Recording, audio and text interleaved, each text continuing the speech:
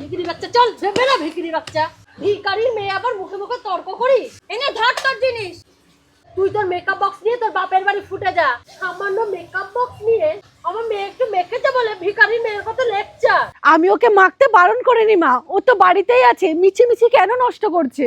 আমি কত কষ্ট করে টাকা জমিয়ে এটা কিনেছি, আর আগেও তো ও কোথাও গেলে তো এটাই মেখে যেত। আমি কি বারণ করেছিলাম? এই ভিখারির মেয়ে চুপচাপ বাড়ি থেকে বেরিয়ে যা, তোরা তো লেকচার আমি শুনতে চাই না। মা, তুমি সেই কখন থেকে আমাকে ভিখিরির মেয়ে বলে অপমান করছো? তুমি কি খুব কোটিপতি? সামান্য তো 2 কামরার ঘরে বাস করো, আবার আমাকে কি করে বলো ভিখারির মেয়ে? আর আমার বাবা তো 3 তলা বাড়ি আছে, সেটাও তো তোমাদের নেই। কি যত বড় মুখ নয় তত বড় কথা। এই দাদা, বৌদি মাকে দাঁড়িয়ে দাঁড়িয়ে অপমান করছে, তুই দেখছিস? এই ওকে একটা চড় মার, তবেই আমার শান্তি হবে। তোমার এত বড় সাহস হয় কি করে? তুমি আমার মাকে অপমান করছো। তুমি আমার পুরো কথাটা না শুনে তোমার মায়ের কথা শুনে আমার গায়ে হাত তুললে। চুপচাপ আমার মায়ের কথা শুনে চলবি, এর বেশি কিছু আমি শুনতে চাই না। এই চুপচাপ ঘরে যা।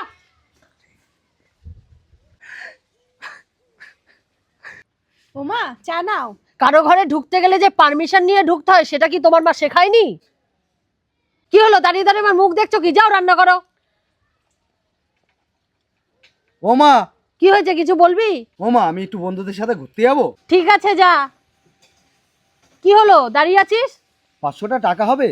আচ্ছা ঠিক আছে, কাপটা ধর দিচ্ছি, এনে।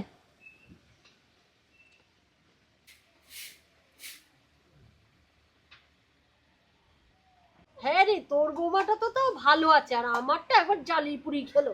আচ্ছা, তোর বৌমাকে নিয়ে একদিন আমাদের বাড়িতে আসবি। আচ্ছা ঠিক আছে, রাখলাম।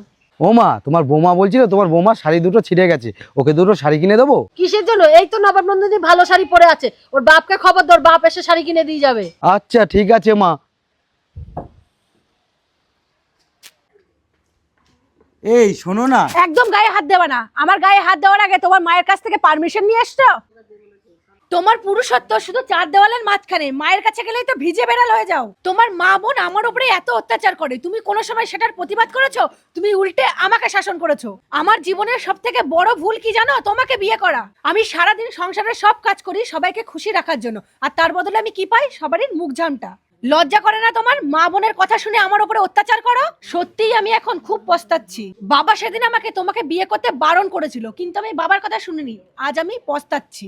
কিন্তু সবাই অপমান অবহেলা যা করুক না কেন, তুমি যদি আমার পাশে থাকতো তাহলে আমি ভাবতাম কেউ আমার পাশে থাকুক আর না থাকুক, তুমি তো আমার পাশে আছো। তখন বাবার কথা শুনিনি কেন জানো? আমি ভেবেছিলাম আমি সত্যিকারের একটা পুরুষকে বিয়ে করছি, কিন্তু এখন দেখছি তুমি পুরুষ না, তুমি কাপুরুষ। মায়ের কথা শুনে বউয়ের উপরে অত্যাচার করা, বউকে মারধর করা কখনোই ঠিক না। কি বন্ধুরা, আমি ঠিক বললাম তো? যদি ঠিক বলে থাকি অবশ্যই কিন্তু